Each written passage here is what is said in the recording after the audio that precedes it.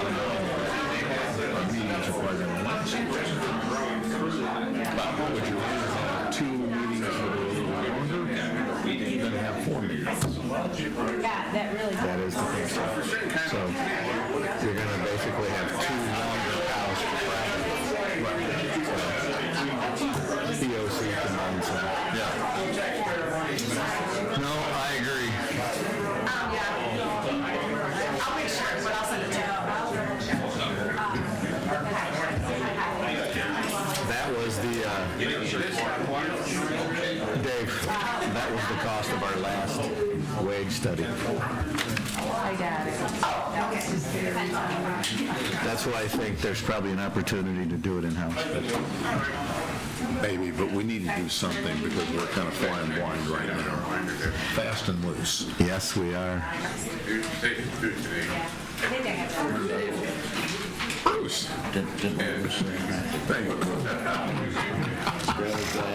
I didn't get a hello. What's up with that? Let me introduce you. I see some chairs. Right, yeah. Well, good morning, Bruce. Good to see you. Top of the morning to you. That is the truth. It is. Good morning and welcome for this meeting of the Berry County Board of Commissioners for March 11th, 2025. If you would please stand for our invocation and our Pledge of Allegiance. I'd like us to take a moment to remember a fellow commissioner that passed away this last weekend. Bob Bender served as not only a county commissioner, chair of commissioners, but also then continued to serve our state as a House rep. So I'd just like to take a couple of minutes to remember him in our own way.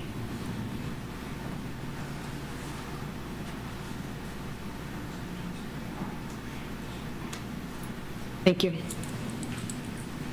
There's the flag. I pledge allegiance to the flag of the United States of America and to the republic for which it stands, one nation, under God, indivisible, with liberty and justice for all.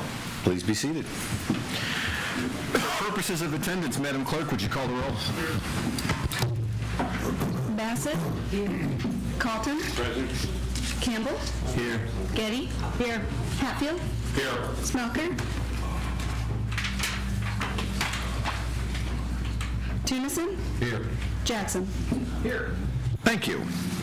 Reports from state or county officials. Are there any state or county officials that would like to address the board and give us an update this morning? Sure. Good morning. I didn't know if I was an official or not.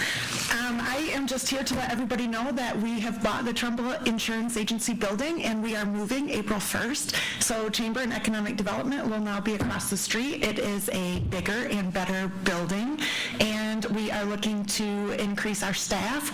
So if anybody wants to talk to me about partnership opportunities, I am here for that. But for now, I just wanted to let everybody know that we will now be across the street. Awesome. Congratulations. Thank you. Congratulations. Additional reports from state or county officials? Hearing none, limited public comment. At this time, any member of the public wishing to address the board may do so for up to 3 minutes.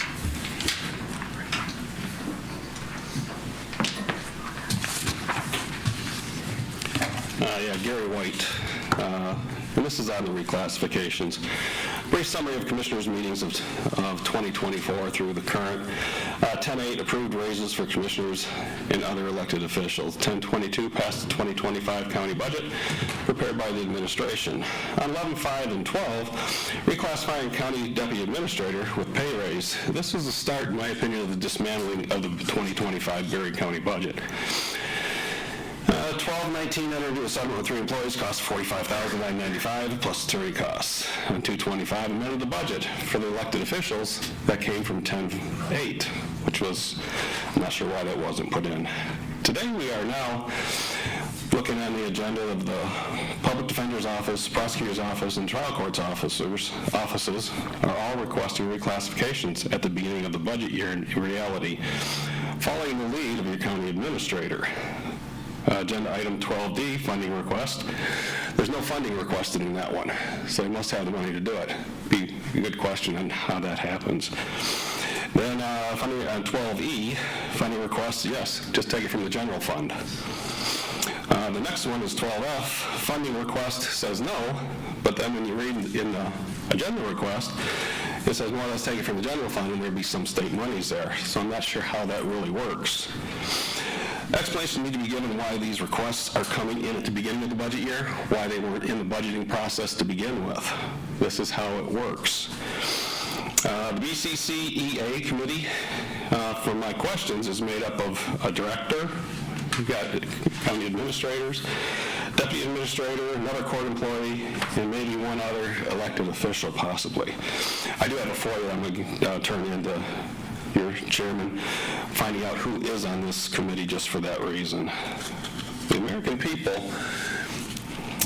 know that the justice system is only really based on what your bank account can afford.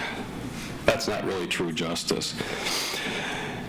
My real concern is you can't keep on growing government, and so these requests really need to be coming out of their budgets if they really want these reclassifications, which means readjust and restructuring.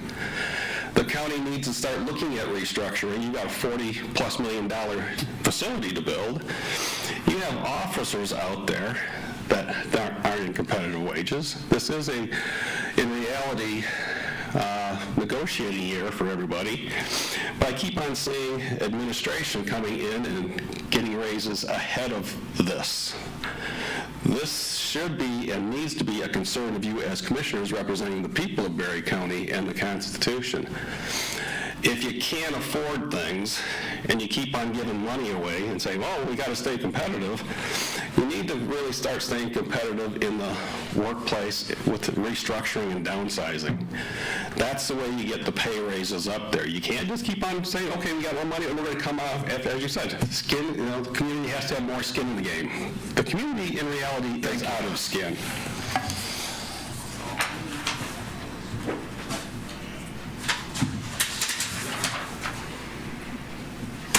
Additional public comment?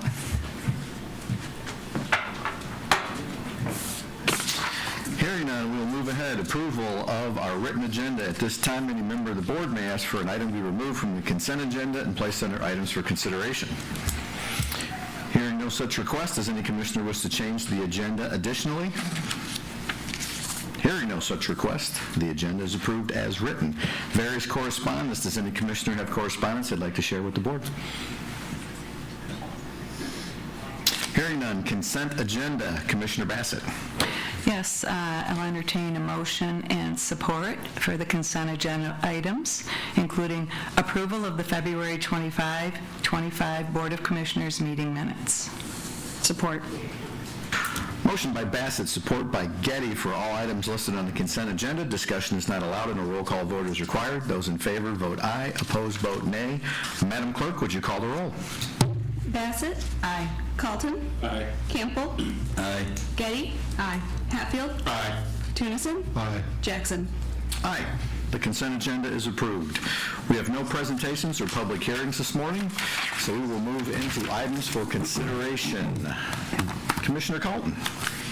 Item A, approval of prepaid invoices in the amount of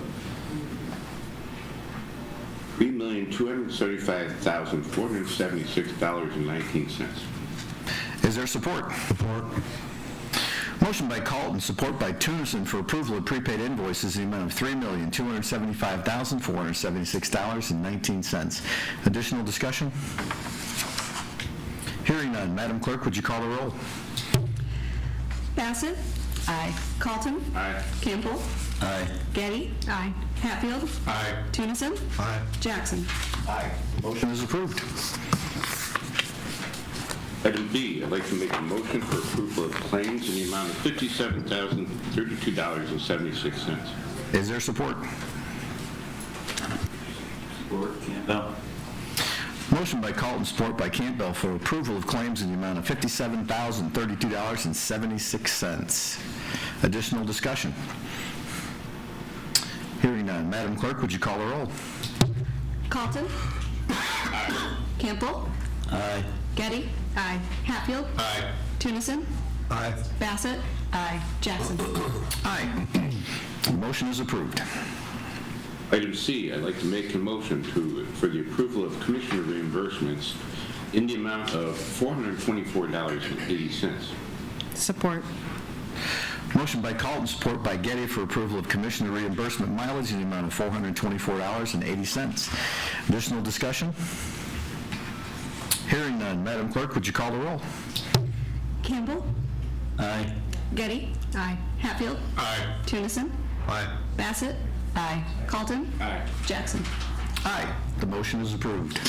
Item D, I'd like to make the motion for approval of the attached revised job descriptions for Assistant Public Defender and Senior Assistant Public Defender, and the reclassification of the Assistant Public Defender position from grade 11 to grade 12 and Senior Assistant Public Defender from grade 13 to grade 14 on BCCEA pay scale. Is there support?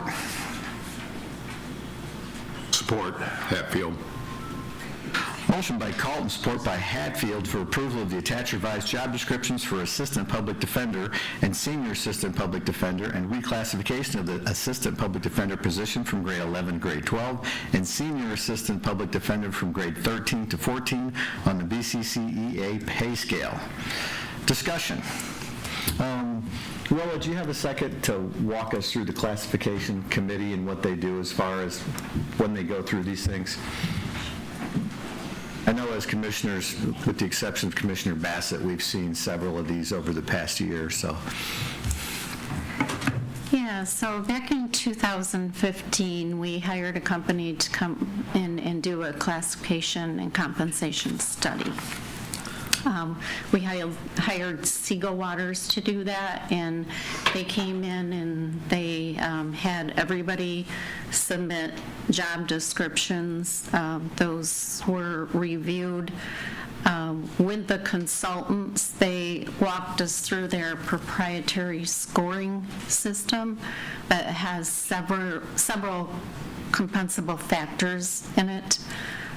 So their methodology, once they left and did the initial classification of all the positions, was that in the future, when there were reclassifications that needed to be done, it was a train-the-trainer approach. So they trained a few of us here at the county, and we walked through the initial classification with the consultants so that we would know how the scoring works, how to evaluate positions, basically. So at that time, the classification committee included, I believe it was the county clerk, the court administrator, the county administrator, deputy county administrator, the Commission on Aging director. And then as people have retired out and new people have come in, and I forgot one, the president of the Courthouse Employees Association. So over the years, as people have retired, as members have changed in the Courthouse Association, we've attempted, the ones that have been through the initial classification study have attempted to train the others that come along. So there is, a very defined process. These compensable factors have several questions and examples of types of duties and complexity of duties. And when you go through and evaluate those, then those all go into a proprietary scoring sheet, which gives you a score and a classification. So that's what we have been doing to reclassify positions. Okay. So we've been seeing these on a fairly regular basis. Some of that we know when inflation kind of hit us hard in the last few years, that we've had a hard time filling positions. Some of this, as we are looking at revising job descriptions and increasing the pay scale on those. Is that a representation of where we're at in the pay scale? I don't know if that's something Julie wants to address. Pardon? I don't know. I was write notes. No. I can certainly address in terms of the public defender's office. Okay. We could vote if you want. I think we have the same kind of, yeah. Yeah, We have the same stance on this. So I can say for my office, the problem is I've had an open position, attorney position, for 17 months, and I have not had one application, not one. I had one inquiry, and when I told them the pay scale, they tried not to laugh at me. I mean, it's honestly embarrassing, and this is a great county. It's a great county to come to. It's a great county to work for. It's a great learning experience, but I can go to Ionia County and make $72,000 as a beginning attorney out of law school with no experience. We don't even come close to that. I'm competing with Allegan County, Ionia County, Kalamazoo, Van Buren, Eaton. Those are who I'm competing with for candidates, and I have not had any applications at all because of the pay, quite frankly. And honestly, that's what it is. It's the pay. We have the money within our already approved budget to make this happen in our office. And I'll be honest, we're not happy with the grade 12 classification. We're not happy with the classification system. It doesn't take into account, it's not really adequate when it comes to attorney positions. Our positions are not like a court clerk position. Court clerks don't have to review child pornography as part of their job. They don't have to look at autopsy photos as part of their job. They don't have to listen to children who are allegedly victims of sexual assault as part of their job. We do. So we were told that this is what it scored at. We have no choice. I would like to fill the third attorney position in my office because I would like to lessen the amount of funds that I'm spending on contract attorneys. So that's my take on it. Thank you. Ours is real similar, but for a slightly different, ours is almost in reverse in a way, because we lost, as you know, Chris Ellsworth, who had a lot of longevity, 18 years, and we're feeling the pain of his experience and his commitment to this job. But in addition to that, in addition to what Carrie has said, we wholeheartedly agree that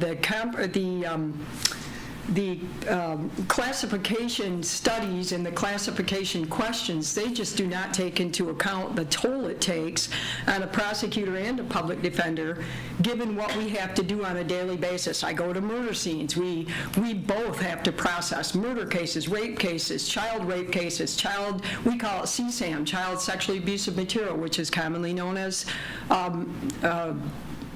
child pornography. We have to, and it's not just that. That's just part of it. We have to sit with these, I shouldn't say have to, we gladly do it, but we sit with Carrie sits with the clients and we sit with the victims and we have to talk to them and hear their stories and try to prepare for court with all that emotional heaviness. Now I want to address something real quick because it's been brought up a little bit today. People might ask us, well, then why do you do it if you don't like to pay? Go do something else that makes more money. No. Nope. I absolutely say this is a calling, at least it is for me, and I'm sure it is for my staff, because Jessica Payne is still there after 18 years. Knowing that Chris left and got more money in Kalamazoo, and granted it was a shorter drive and so forth, she's still there. Josh Carter's been there 8 years, and Dave Bannister's been there 23 years this year. And I've been committed to public service for going into my 37th year. So 36, 37 years. So it's a calling, and it's something that we do because we're committed and we care despite the pay. So what we're asking for is just some recognition, and we did talk about the APA one, the assistant prosecutor one, the public defender one, but we know there's a process. We've talked to Luella, we've talked to Eric. We understand there's a process that we hopefully will be a part of in the future, but we wholly support. I mean, it's going to, if you approve of what this proposal is, it would bring somebody like Jessica where she probably should have been a long time ago. And it recognizes all of what Jessica Payne and Josh and other people do and have been doing. We have gotten some applications for Chris Ellsworth's position. I think it could be just people see prosecutor, and it's not that I've been a public defender, it's very rewarding, it really is. I just think they see it, and that's what they think. But to try to recruit somebody, that's tough. But we're going to continue to push through. We have a couple people in mind, and we're really hoping we can give them some good news. But we just wanted to emphasize that sometimes a study doesn't take into consideration exactly what we do. But we do it because we are committed to it. We happen to like it. And to me, what I do is a calling. So I'm answering that question not maybe because you might ask it of me, then why do you do it? But I can hear in the public comments that people might be asking, well, hey, you guys are begging for money from the county, then go do something else. Nope. That's not an option. I'm excited about someday finishing my career doing this. So, Thank you. thank you for the time. Questions from commissioners? I got a question. So you mentioned that, are you basically telling us it'd be a cost savings to hire a full-time position versus? It is. That's why we created that third position, because so when the Public Defender's Office was first created, nobody really knew what funding from the state was going to look like. They really didn't know how the statute was how everything was going to unfold. We didn't know if Berry County could financially support a full-time public defender's office. It's been 6 years now. We know kind of how things work, how things are improving, how things are changing, and I do believe that's why I asked to create that third position over a year ago, is because I do think we can support a full-time public defender's office. That's been my plan for like the next 5 years, to integrate that. Eaton County changed to that. A lot of other counties that operated the way we did with contract attorneys have changed to full-time public defender offices. Now, you always have to have conflict counsel, but they're not getting cases every day. They're getting cases when you have co-defendants on a murder case. They're getting co-defendants on breaking and enterings and stuff like that, because the public defender's office can only represent one of them. And so that is where I see it going. But yes, it would. I mean, we budget for every possibility, and our budget is due with MIDC at the end of April. We always have sufficient funds because we're very fiscally responsible. We reuse sticky notes in our office. I mean, we do everything we can to protect taxpayer dollars because that's where the majority of our funding comes from. But you can't downsize someone's constitutional rights and protecting those. But yes, fiscally, absolutely, that is the most responsible thing to do, and that's where I'm headed. Because correct me if I'm wrong, but didn't the state kind of step in and say that we have to start paying contract attorneys? I have to pay them a specific rate as dictated by the state of Michigan. That is correct. If you had a full-time prosecutor, it would obviously cost us less. If you have a full-time public defender. Yes, because we're not paying by the hour. It's a salary position. Yeah. I mean, and no offense to anyone, if I was still on the contract, I mean, I'd be making way more, or could make way more than I make as the public defender. Right. It's not about, Ms. Pratt is right, it's not about money for me, it's about a passion. I'm the lowest paid public defender in the state of Michigan. And I come to work every day because I love it. And I do everything I can to help my clients, guide them through the system, make sure their rights are protected, make sure her office does their job, make sure the judge does his job, and try to help my clients the best that I can. Because I love it. That's why I've been here for 22 years. Thank you. Absolutely. Additional questions from commissioners? Mr. Chairman? Yes, Commissioner Campbell. I'd just like to say thank you so much for the in-depth explanation here. It really opens a lot of doors, and it all comes back to the ever-challenging problem we have here in Berry County. Many of us get up every day wondering, why do we do this for? What we do it for? But there has to be that spot we have to hit. Surrounding areas and stuff obviously are wealthier, more money influx, more business, much more money to work with. We don't have that. We have something else that's very special to our hearts. So my thinking is that, we have to find that spot that we can do, and thank God for people like these people that look past past the paycheck, but when it comes down to it, sometimes you do have to look at that paycheck, because we all have to live and we all have to survive, no matter how much we love Berry County. So I just appreciate your input. Thank you so much. Thank you. Thank you. Additional questions, comments from commissioners? Yeah, I agree. Serving on the health department for 6 years, we had the same issue where a lot of people come in, they get trained, they get educated, and they move in to Kent, Calhoun, Kalamazoo, one of the other bigger cities around, and that's a constant fight when we're a smaller county. So I appreciate all you guys do, especially with the wages and maintaining the staff, keeping everything together. So great input and explanation, so thank you. Thank you. Commissioner Hatfield. I think you raised some very good points with your initial question. And, certainly we're seeing wage pressure coming from a number of different, sources. The fact that we're now working with a almost 10-year-old study doesn't help us. And while it's going to have a significant cost to redo that, I think we're at the point where we need to seriously consider it. But I think that study needs to not only start with review of job descriptions and pay scales, but it's an opportunity for us to look at our whole organizational structure and make sure that our staffing levels everywhere are where they should be, and then from that develop the appropriate job descriptions and pay scales to make sure that the total operation is working as effectively as it should. So I'd like to really see us get that on the agenda and seriously consider the propriety of conducting that type of initiative and just what we want to include in it. I don't want that to delay what we're dealing with today. These are urgent matters. We need to deal with them given what we've got. But I think that for us, we're only going to face more of these types of proposals if we don't get a new study in place to help guide us. Well said. Additional comments or questions? Okay. Hearing none.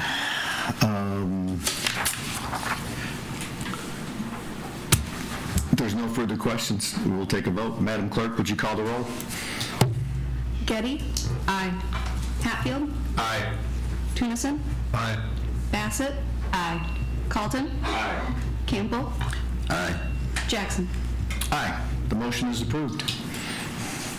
Item E, I'd like to make a motion for the approval of the attached revised job descriptions for Assistant Prosecutor and Senior Assistant Prosecutor and the classification of the Assistant Prosecutor position from grade 11 to grade 12 and Senior Assistant Prosecutor from grade 12 to grade 14 on the BCCEA pay scale.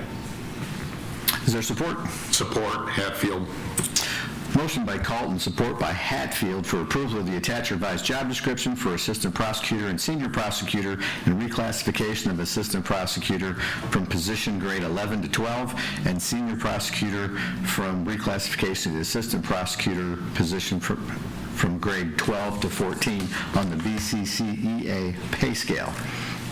Additional questions, comments? Are we going to hear from Inez or?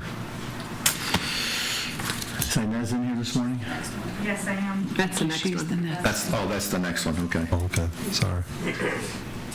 So this was for your assistant prosecutor. Julie, is there any additional information we need to know on this, or is this a continuation of the last motion? It's just continuation. That's what I thought. For the time we had, we appreciate it. Thank you. If there is no further discussion, Madam Clerk, would you call the roll? Hatfield? Aye. Tunison? Aye. Bassett? Aye. Calton? Aye. Campbell? Aye. Getty? Aye. Jackson? Aye. The motion is approved. Item F, I'd like to make the motion for the approval of the attached revised job descriptions for the trial court attorney and reclassification of the position from grade 12 to grade 14 on the BCCEA pay scale. Is there support? Support, Hatfield.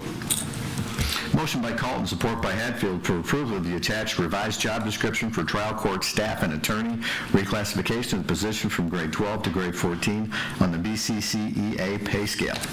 Discussion. Inez, would you like to address this? Sure.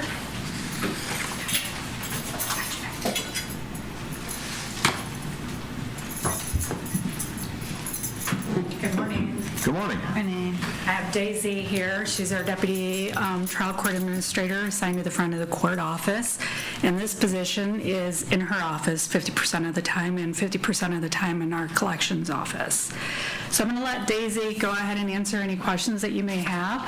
Basically, this position is one that was vacant because we had a vacancy in our quasi-judicial position.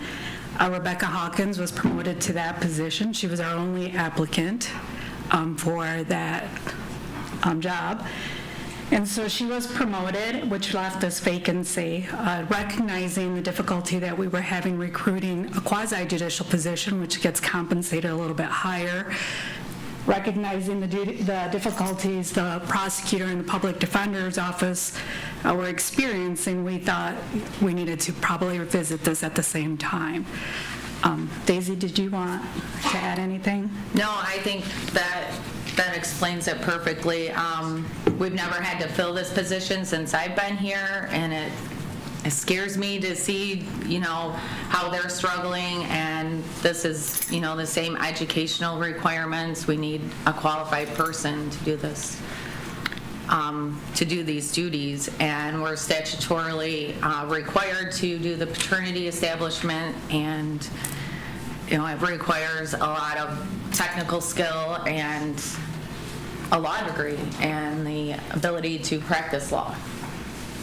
So this position is also responsible for filing motions to set aside any orders that are unenforceable at this point because child support or the child has turned 18 years or older and they've just kind of been sitting idle. So if it comes to a point where the majority of what's on the case are fees, this position files that motion asking the court to terminate or suspend the collection efforts, and that does require an attorney position. So it's not like we can absorb it within our office. The staff that we have are non-attorney staff members, and this is our only staff attorney.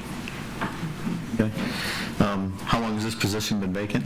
We have not posted it yet, waiting for this request. So we promoted from within, creating this opening, but you've had openings that have been there for quite some time. We have several. Just like was pointed out earlier, a lot of the people are coming here, getting trained here, and leaving to other counties. We had recently one of our juvenile POs who left Berry County and went to go work in Ingham County. So our competitors are not similar sized county. Our competitors are those that are within 35 to 40 miles from our area. Recently, we also had another employee looking at moving to a different county that compensated more.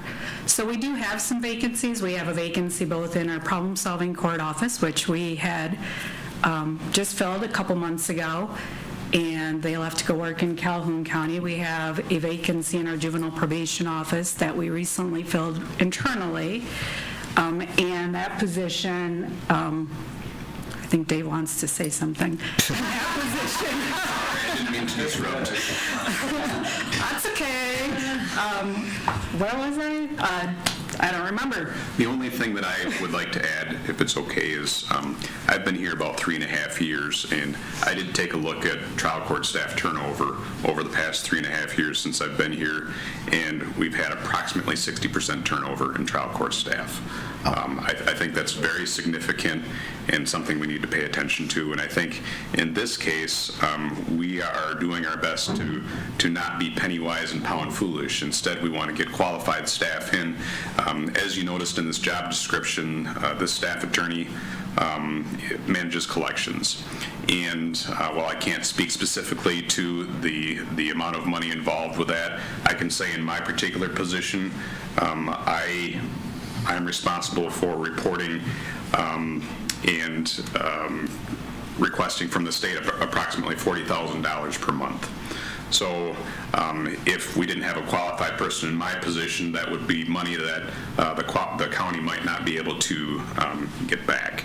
And so in this case, this is really a very small expenditure in order to ensure that we get qualified staff in here to make sure that we're properly represented and collect the money that we need to collect. As you asked, are we having some difficulty recruiting people to fill some positions? The answer would be yes, we are. As Dave just pointed out, it's constantly. Since I've started in this role in 2011 or 14, I've done nothing but hire and fill positions. Okay, and I see that there's an amount requested of $14,322. Is that the county share, or is that coming out of court's budget, state funded? Well, the position is funded under the CRP contract, so we get reimbursed from the state of Michigan 66%.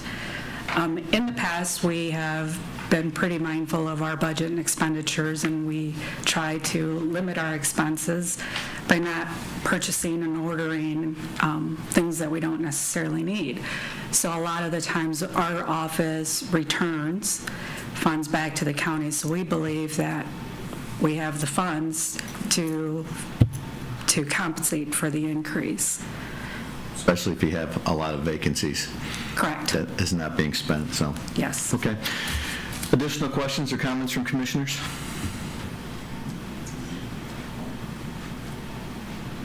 Okay, thank you. Thank you. No further comments. Madam Clerk, would you call the roll? Tunison? Yes. Bassett? Aye. Calton? Aye. Campbell? Aye. Getty? Aye. Hatfield? Aye. Jackson? Aye. The motion is approved. Item G, I'd like to make the motion for approval of the attached second reaffirmation of the amendment of the right-of-way easement agreement between Wolverine Power Supply Cooperative and Berry County. Is there support? Support, Campbell. Motion by Calton, support by Campbell for approval of the attached second reaffirmation and amendment of the right-of-way easement agreement between Wolverine Power Supply Cooperative, Inc. and Berry County. Luella. Yes. So I met with Mr. Tatu from Wolverine Power Supply Cooperative regarding this requested easement. Back in 2022, they requested an easement at that time to work on the utilities, and that was approved. So what this is a second reaffirmation and amendment to that. If you have the color diagram in your packet there, they're looking at shifting the easement. So the original easement, and it's a little hard to tell the difference in the colors, but the original easement is in red there, and then the new easement that they're proposing, or the new boundaries, would be in the magenta.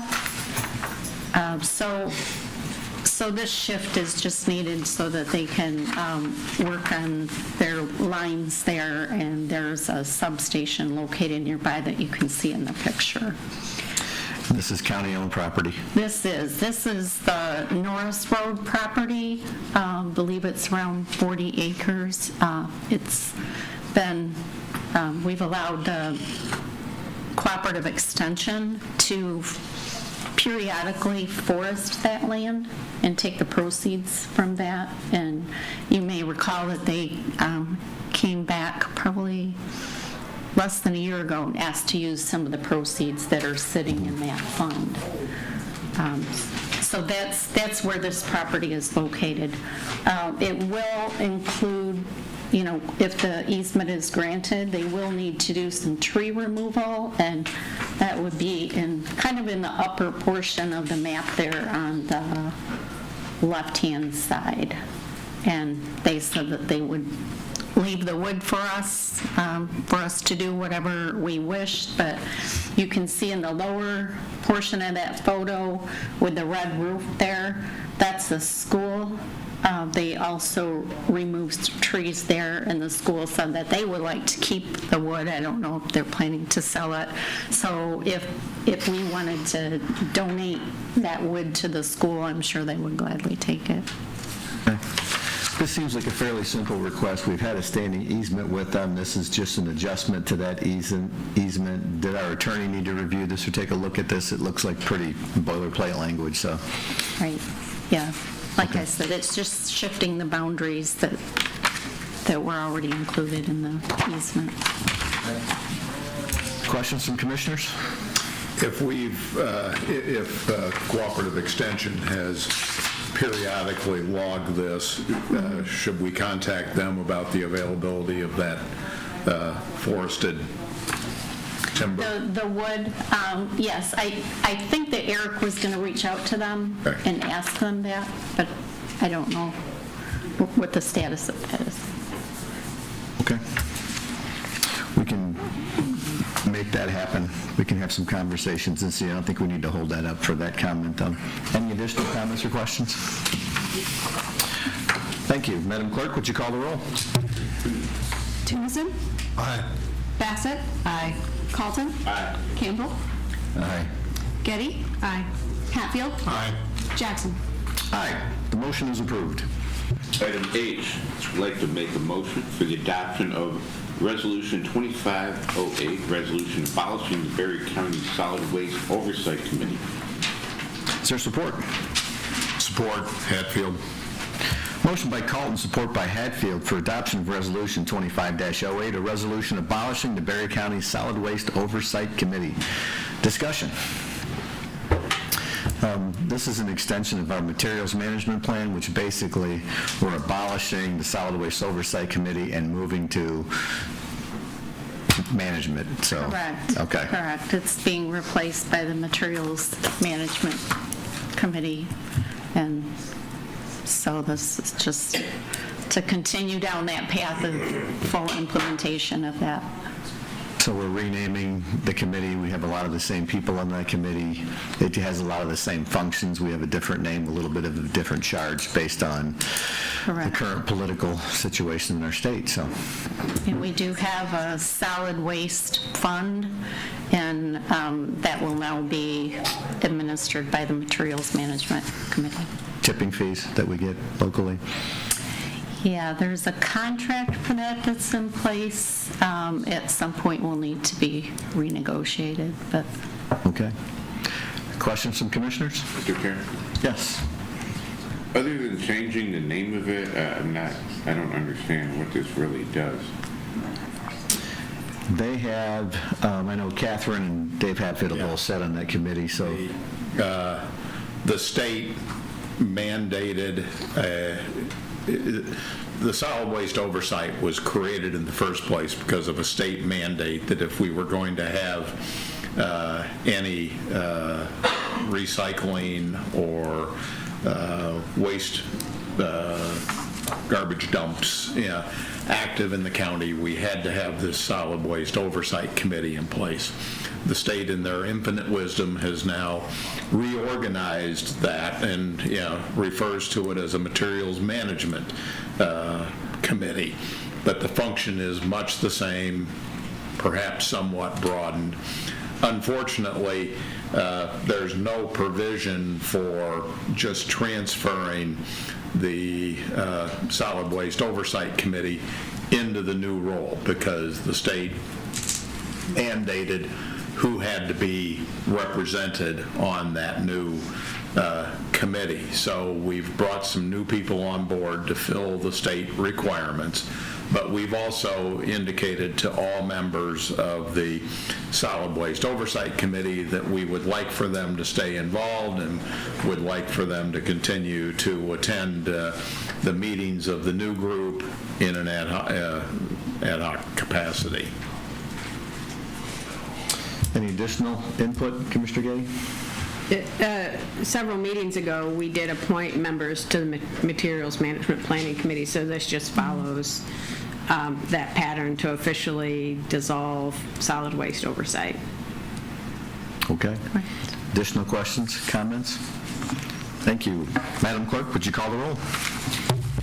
Bassett? Aye. Carlton? Aye. Campbell?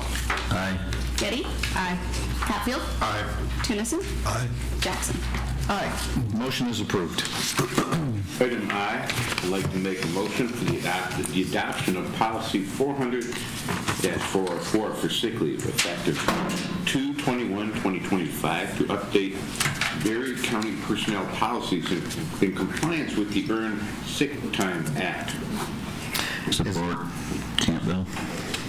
Motion by Carlton, support by Campbell for adoption of the attached policy number 400-404 for sick leave effective 2/21/25 to update Berry County personnel policies in compliance with the Earned Sick Time Act. Anything else we need to know about this? We spent some time on this earlier, but... Right, and I think when it was brought up before, we were still waiting for the legislature to take some action on this, and they finally did at the last moment and made quite a few changes.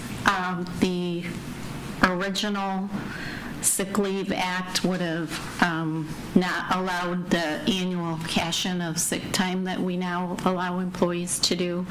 And so we've added that back into the policy, in part out of a fairness issue. The Earned Sick Time Act, this policy does not apply to the union employees at this point because they're under a bargaining agreement that expires on 12/31/25. So they would still have that ability, and more likely than not would try to negotiate that into their next bargaining agreement. So we did go use the language that was in our personnel policy before to allow employees to do that annual cash-in of sick leave if they have sick leave that they haven't used. They don't have to. It's also available when the employee terminates to cash out their sick time at that time. So one of the big changes, though, that did not get changed is the part-time and seasonal and temporary employees that we have to give them a certain amount of sick time. We can do it through an accrual method where they get 1 hour for every 30 hours worked, and then we would have to track that, or we can do it with a front loading. In our policy, we've decided that we're going to front load that time, so we don't necessarily have to be tracking it constantly, but we do still need to, even when we front load, we need to kind of keep track, monitor how many hours they're working, because if they do end up working more hours than we expected when we gave them sick time, we do have to add sick time to their bank. So it is going to be more of an effort. I drafted a form that we can use because we have to notify employees when they're being front-loaded these hours, how many hours we expect them to work and how many hours we're giving them. So that notice has been developed and we'll have to start using that immediately. Some of the other agencies that have their own boards that will be setting their own policy, they have the ability to decide if they're going to front load or they're going to use the accrual method. I believe Transit is planning on using the accrual method. So they've been notified that we will be relying on them to be tracking their hours for their part-time employees and reporting to payroll how many hours need to be added for sick time. Okay. Was there a cost associated with this as far as, is there a number or anything financial with the state making this new policy? Cost to the county? Not that I'm aware of, but obviously there'll be additional burden to be tracking hours. And How much money do you think the state's going to pay us for their new law?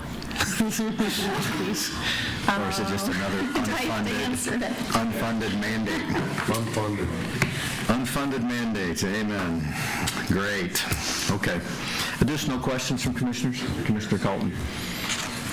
So if you front load a part-time employee and then they use that sick time, but then leave before they normally would have accrued that time, what do you do in that case?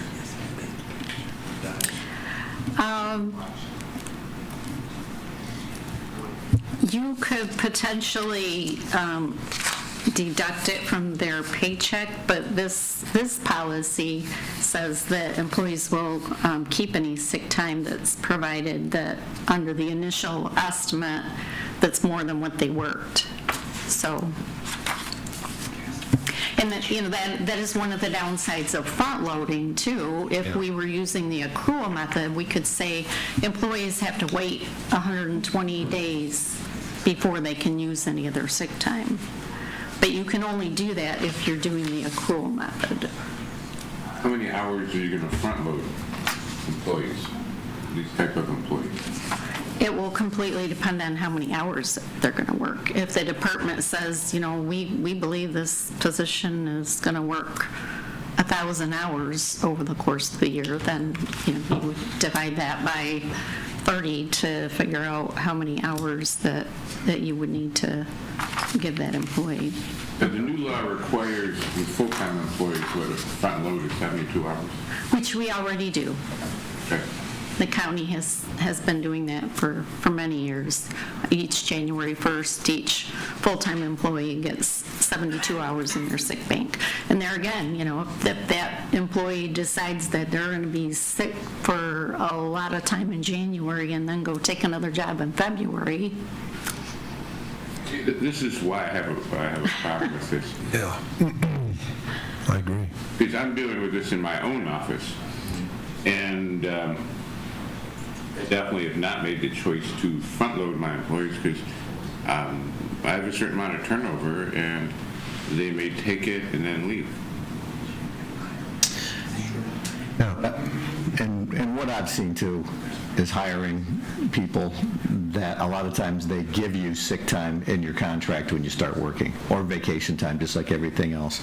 But employees will typically burn that vacation time or sick time before they leave. That's not uncommon.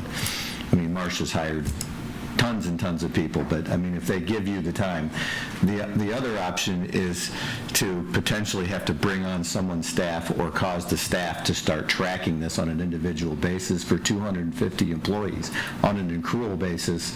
What's going to cost us more money? So over time. So there's a couple different ways to look at it. Commissioner Tennyson? Well, that was my point. Would that just be on the part-time and non-union employees? Could we do it differently, or should we do it the same throughout?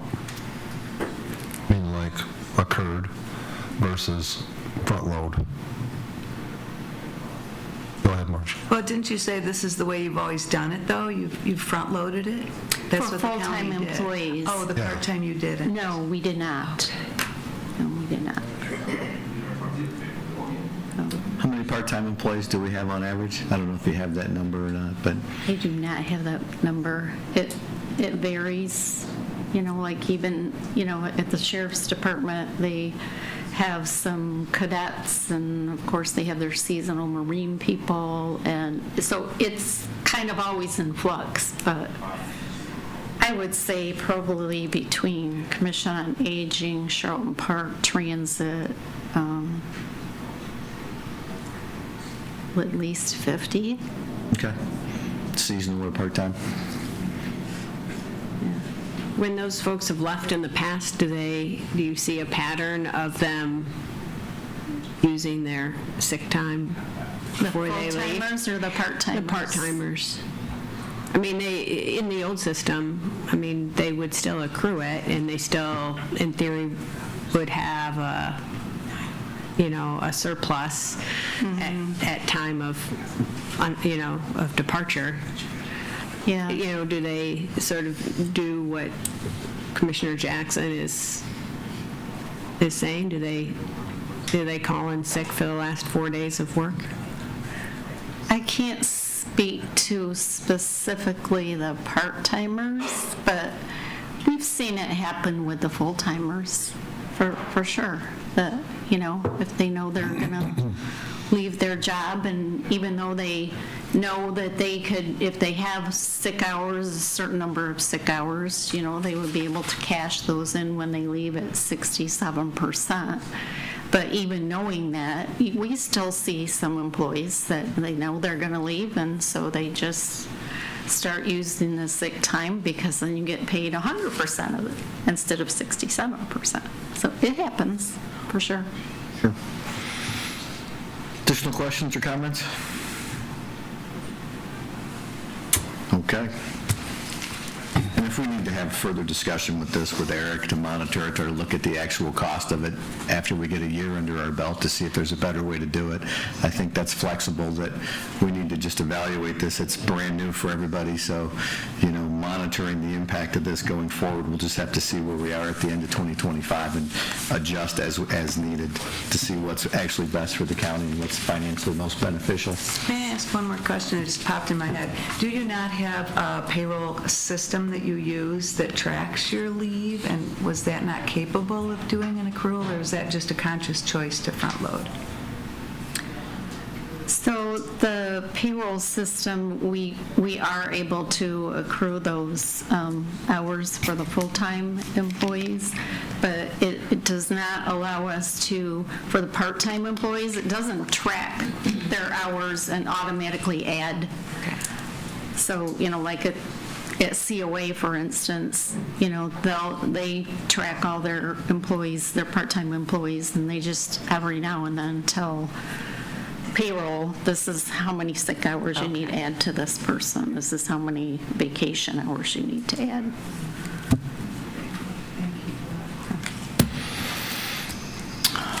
What an interesting little law, huh? Just all the extra things we get to be involved in here. Okay, if there are no additional questions or comments, Madam Clerk, would you call the roll? Carlton? Mr. Chair, this is awkward. I'm going to vote no on a motion that I made. That is awkward, but you were asked to do items for consideration, so it is your ability, so. Campbell? Aye. Getty? Aye. Hatfield? Aye. Tunison? Bassett? Aye. Jackson? Aye. The motion is approved.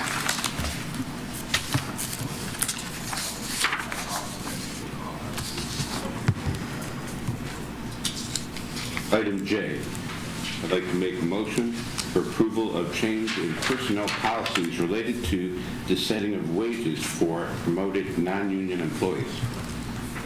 Is there support? Support, Hatfield. Motion by Carlton, support by Hatfield for approval of the change in personnel policies related to the settings of wages for promoted non-union employees. Discussion. Luella. Yes.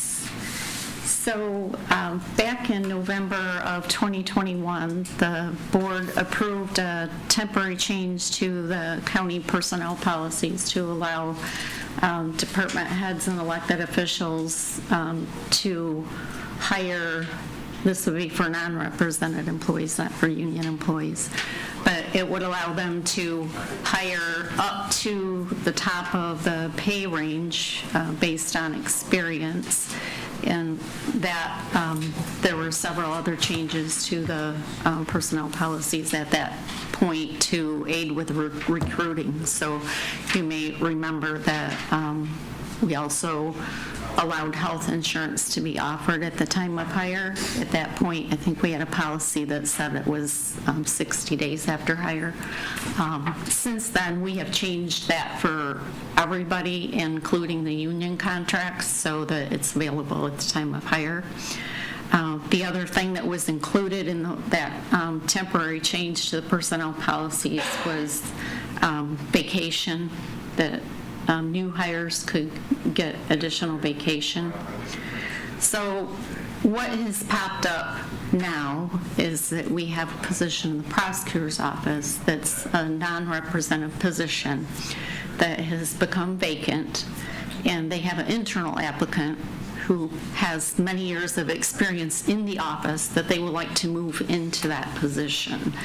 But in the personnel policies and section that deals with promotions, it's very specific that if you are promoted from one position to another position, that you move to the step in the pay grade and the pay range that is closest to 5% increase, but not less than 5%. So in this case, this employee who has lots of experience would move into this new position at maybe the 1 or the 2 year step. But yet, because of the change we've made to the personnel policies with new hires, they could bring somebody in as a new hire to that position and potentially pay them up to the top of the pay range. So it's a little bit of an inconsistency there, and the request came to change this to allow the promotions also to be up to the top of the range based on experience. So our current policy says if we promote from within, we can't pay them the money we would pay them if we hired somebody outside brand new. Correct. That's a pretty big discrepancy, consider. So, okay. Just wanted to be sure I was clear on that. Questions from commissioners? So we're going to be changing this policy? Be correcting it, making it consistent. So, no other questions or comments? Madam Clerk, would you call the roll? Campbell. Aye. Getty. Aye. Hatfield. Aye. Tennyson. Aye. Bassett. Aye.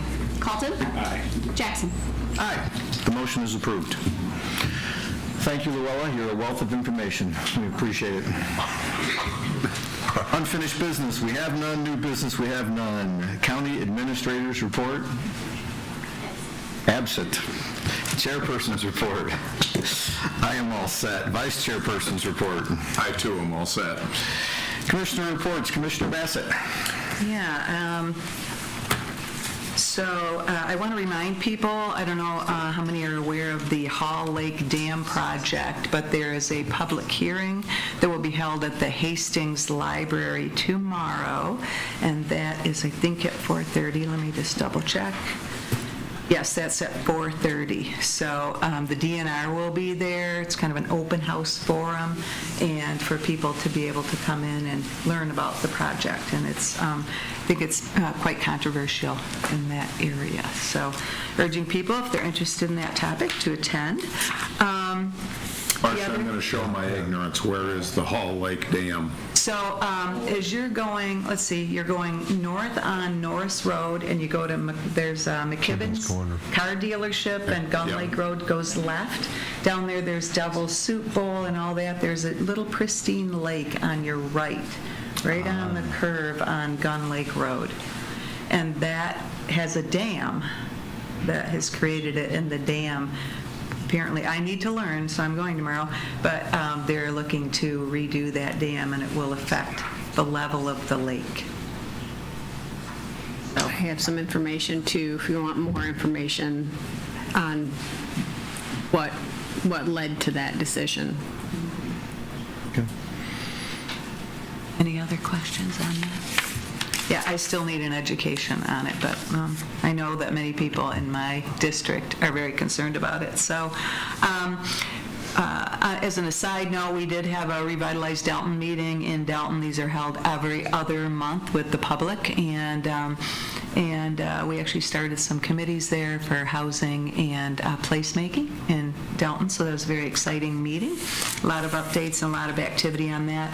And then last Friday, we did have the Conservation District annual meeting, and had a fellow commissioner there, and it was really a nice meeting. We hear reports, of course, from the Conservation District, what they've been doing for the year, and it's just a nice time to get together with the group for that. And then they elect a couple of board members there, so I don't know, Bob was there, if you had any other comments on that. No, I had a great time that night.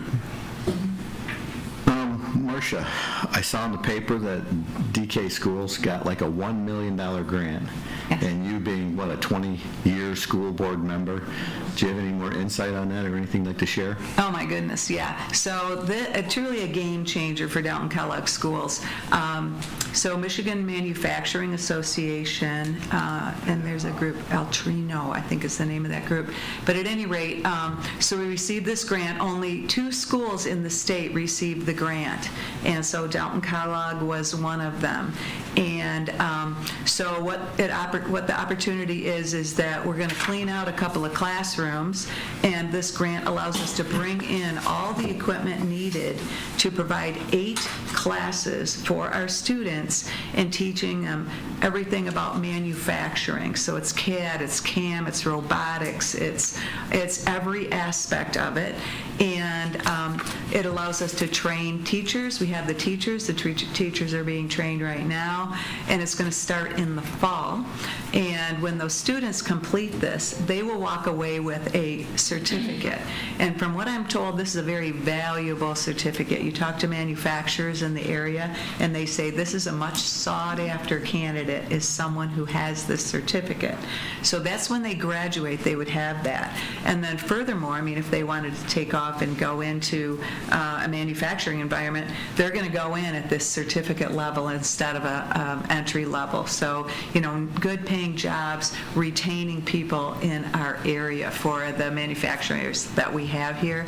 Then otherwise, they could use it to catapult into a 2-year degree or 4-year degree if that's what they would like to do. But it truly is a game changer for our district. So super excited about that. It'd be great for all the manufacturers in the area to have that operating locally, so thank you. Yes. I read it, I was excited about it. It's like I said, $1 million with one of only 2 schools in the state to receive that award. That is fantastic.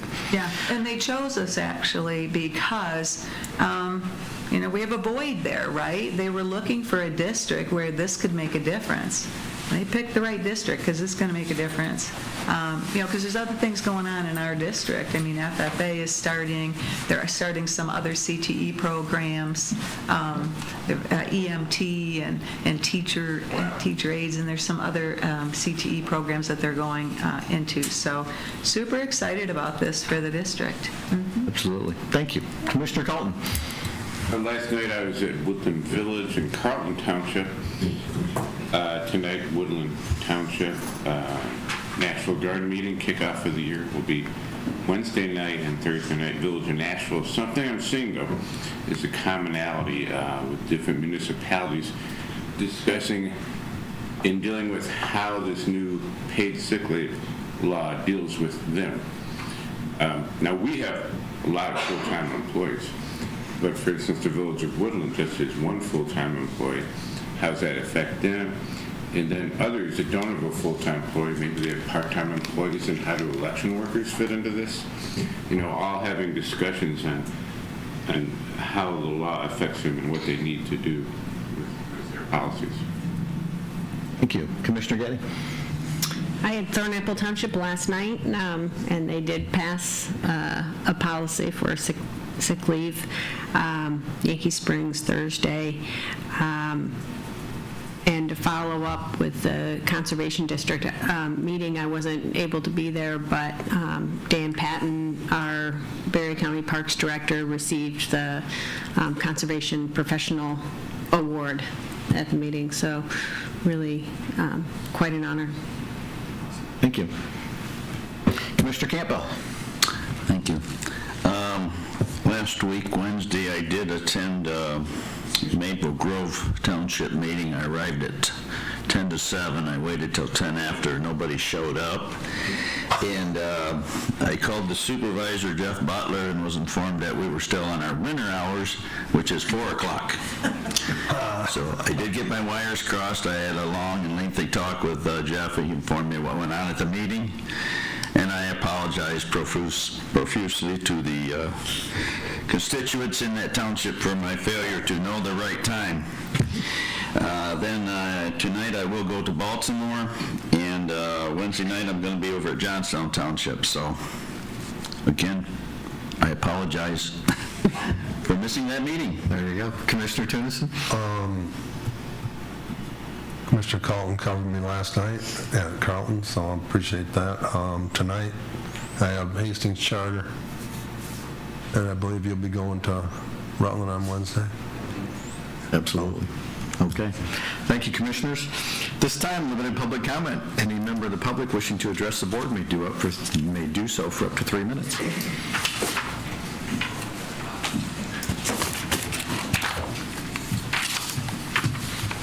Hello.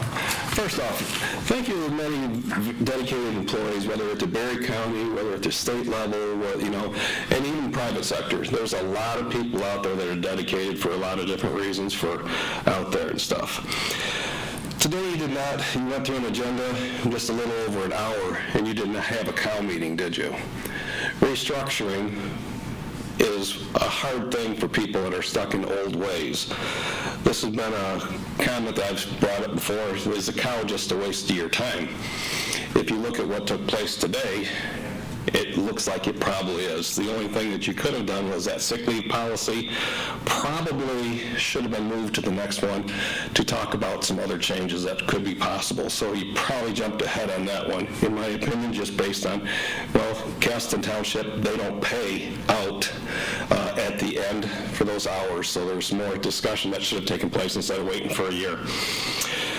Restructuring. When you hear how many job openings you have in your area, it's going to be important to really start looking at that. People are out of money. They're not going to give you money for a jail, at least I hope not, because I can't afford it. If you're not looking at restructuring with all the things that you have, and you want to have a study, where does the study start at? That's probably the most important part of, okay, I only have so many dollars, what can my budget support, and what structure can we support? What is your mandated structures and non-mandated structures? If you bring somebody in here and say, well, just go over what we have, you forgot that they're going to give you that information. Well, you're going to say, okay, then you're going to have to raise all these rates to fill all these positions. But if you have something that's open for 17 months, and the money's there to pay higher rate, you really need to structure that so you can pay the higher rate to get the people you're looking for, but they may have to take on some more responsibility. There's not endless amounts of dollars in government. So it's important, before you say, let's have a study done, where do you want to compare your study at? Ionia or Ingham County? Once again, you say you're losing out to bigger municipalities, and people are going that direction.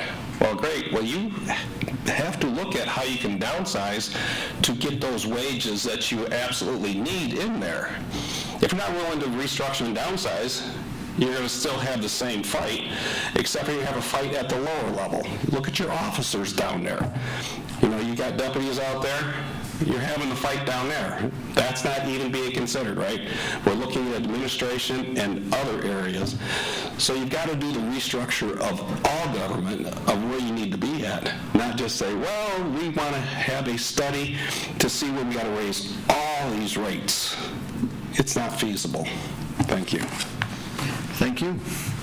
Additional public comment?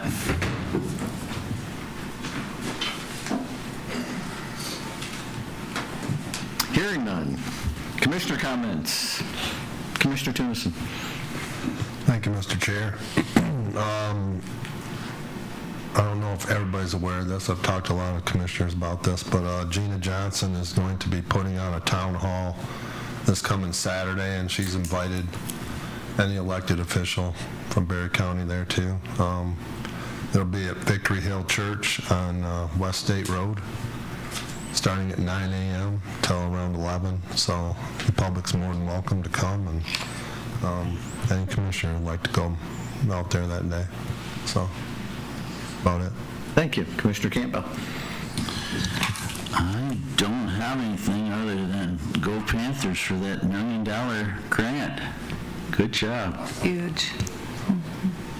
Commissioner Hatfield. Nothing, sir. Commissioner Getty. Just to follow up on services for Bob Bender, they're going to be a week from Friday, so not this coming Friday, but the following Friday, visitation from 5 to 8 at Beeler Gore, and the funeral service will be Saturday morning at 11 at United Methodist Church in Middleville. Commissioner Colton. Commissioner Bassett. I have a couple things on a similar note to what Bob mentioned. Rochelle Smith will be having office hours at Grove Street Cafe in Dalton. That's a week from Friday the 21st from 9 to 10. So if you're from that area.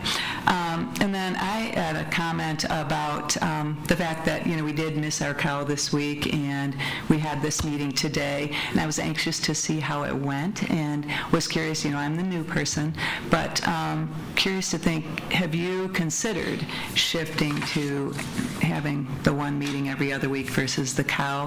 Like I said, I'm new to this, so just curious if you've looked at that and considered that, so. Thank you. That's it. That has been brought up in the past, and it's been brought up frequently, where people say you approve things in the cow to yourself at the BOC. So the BOCs are really shorter, the cows are more of the debate, so something to certainly look at. This was a pretty good idea of how it would be if we had 2 meetings a month versus 4. So something to keep in mind for commissioners as far as productivity goes. And one other thing too, also in the same paper, when we were talking about Dalton, we were talking about Charlton Park and the fact that they also received a grant for $10,000 for a 4-wheel drive something wheelchair, whatever the case is. It looked like fun. You want any other explanation for that, Rick? But it looked like that was a little windfall for the park as well. Yes, it's a tracked wheelchair. So, it's got the drive wheel and then a wide and track, so handicapped people can go in more unusual places that your regular wheelchair cannot go. Catherine probably knows more about it, but Dan explained that you have to make an appointment to use this thing, and hopefully somebody will monitor a little bit, because I remember like 30 years ago, somebody drove the tractor into the lake, and to see how far they could go, I guess.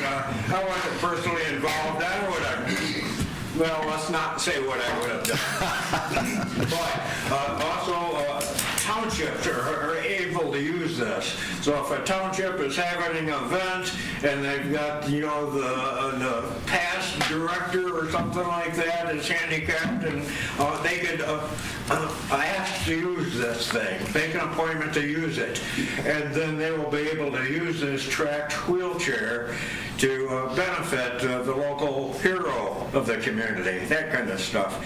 Because if you're in a wheelchair and you've got narrow tires, you still can't get in a lot of places. So this tracked vehicle is a wonderful thing. And as everybody has heard me say many times before, when you have the right tool, the job is half done.